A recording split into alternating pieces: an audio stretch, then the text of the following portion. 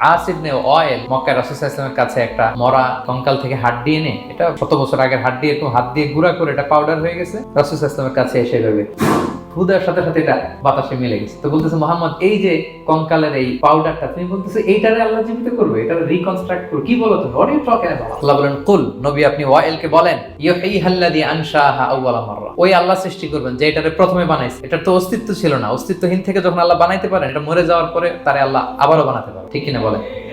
আচ্ছা বলেন, কোন জিনিস প্রথমে বানানো সহজ না দ্বিতীয়বার বানানো সহজ?